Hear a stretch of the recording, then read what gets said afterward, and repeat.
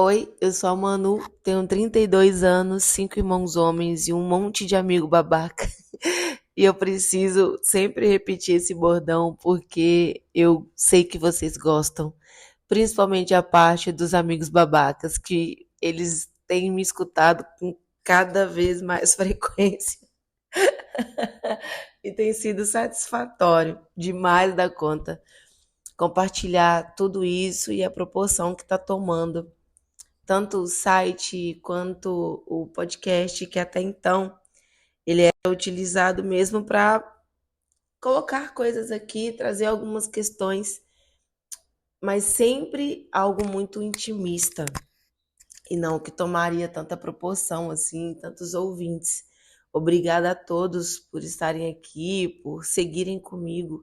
Tem várias opções e eu sempre vou ficar muito feliz pela a decisão de ficar, a decisão da entrega, de estarmos aqui, porque tudo isso faz parte de uma escolha. E é sobre essas escolhas que são muitas das vezes baseadas em traumas, que eu vou falar hoje. Há um tempo atrás, eu decidi que eu tomaria as rédeas de tudo, da minha vida, das coisas que eu iria fazer, do meu dinheiro. Se eu tinha dinheiro guardado com outras pessoas, eu recuperei esse dinheiro. Eu quis ter o controle de todas as minhas coisas, porque enquanto eu deixava com outras pessoas, aquilo não era sobre a minha independência ou minha maturidade com as minhas coisas. Era uma prova clara que o fato de eu deixar com outras pessoas significava que nas minhas mãos eu não saberia resolver ou guardar um dinheiro ou alguma coisa do tipo. Por muito tempo eu deixei muito claro que eu não confiava em mim. E era por isso que eu deixava guardado com outras pessoas, né? Seja um dinheiro, seja alguma coisa importante para mim, para que eu não quebrasse, para que eu não sumisse. E eu me lembro que fui criada dessa forma, deixando a minha identidade, documentos, vacinas sempre guardados com a minha mãe, dinheiro guardado com o meu irmão mais velho. E isso não era sobre a minha disciplina, mas sobre uma disciplina empregada, né? Onde eu me colocava como alguém disciplinada, mas na verdade, só havia uma disciplina porque não estava nas minhas mãos. E eu tinha vergonha de ir lá pedir essas coisas, porque eu sempre ouvi uma piada até sobre o meu próprio dinheiro. Eu sempre ouvia alguma, para que você quer? E isso me trazia o receio de gastar o meu próprio dinheiro. E isso veio à tona por conta de um acontecido.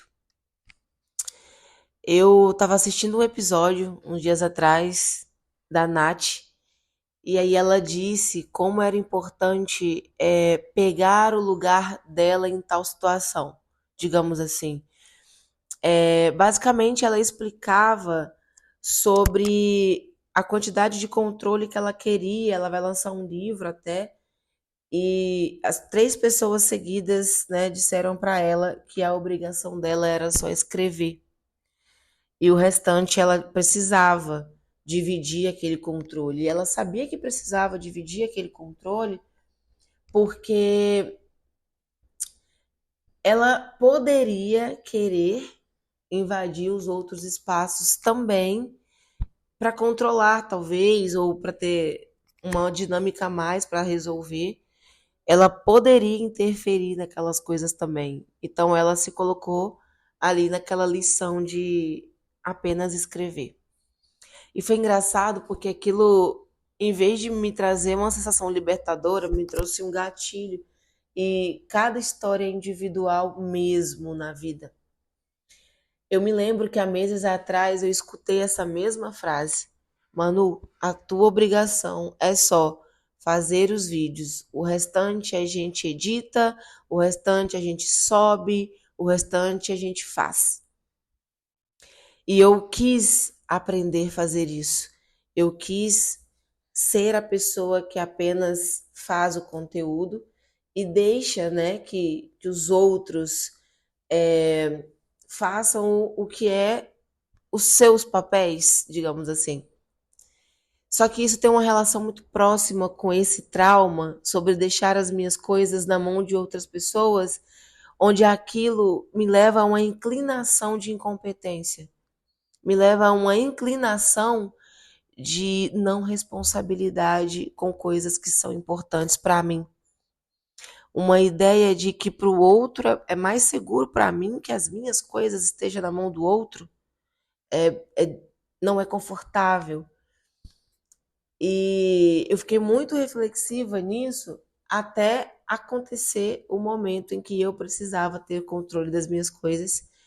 E quando a casa desandou, as coisas tomaram outra proporção, que eu me vi sem alguém para editar os vídeos, eu me vi sem alguém para fazer as coisas e tipo de modo tão relâmpago, tão rápido.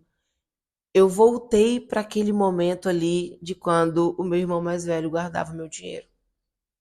Eu voltei para aquele momento ali onde a minha mãe sempre se responsabilizava por guardar os meus documentos, na intenção de que eu não os perdesse, sendo que eram meus.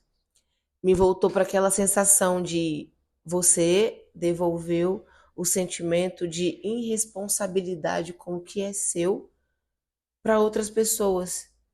E isso vai te dar um pouco de trabalho para trabalhar, digamos assim. E eu, de um lado, eu posso dizer que estou muito feliz por ter o controle nas minhas mãos. Talvez eu estava improdutiva nos últimos dias, nos últimos meses, até por essa resistência de entregar de fato e não me colocar apenas na responsabilidade de produzir, mas estar dentro da edição, estar dentro da plataforma para subir o conteúdo e tudo mais. Eu vim ter o entendimento do quão importante para mim é essa sensação. O quão importante para mim é estar dentro das coisas que são importantes para mim, de modo que eu saiba manusear e que eu não dependa da responsabilidade do outro para ser responsável com coisas que são minhas. Entende? Às vezes as coisas acontecem de uma maneira e você nunca vai entender o porquê. Até que você pare para refletir que aquilo é uma dor antiga, aquilo é um trauma. E quando você evidencia novamente aquela sensação, a dor não é tão forte como o do primeiro baque, mas ela ainda existe porque você esperneou contra algo que você sabia. Esperneou contra um trauma que talvez poderia ser nomeado como ai, você é arisca, você é medrosa. E não. Na verdade, me soa responsabilidade e entendimento de algo palpável quando eu tenho algo e eu sei acessar e eu sei resolver.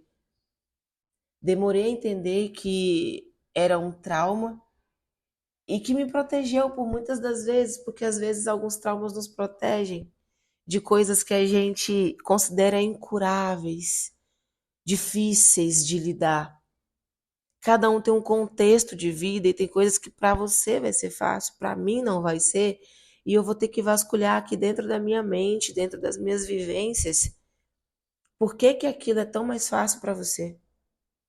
Por que que aquilo é tão mais simples para você do que é para mim, do que foi para mim? E eu compartilho isso sempre com as minhas amigas próximas, e elas diziam, é incrível como elas dizem assim: "Ah, Manu, toma conta das suas coisas. Você sempre se deu melhor tomando conta das suas coisas."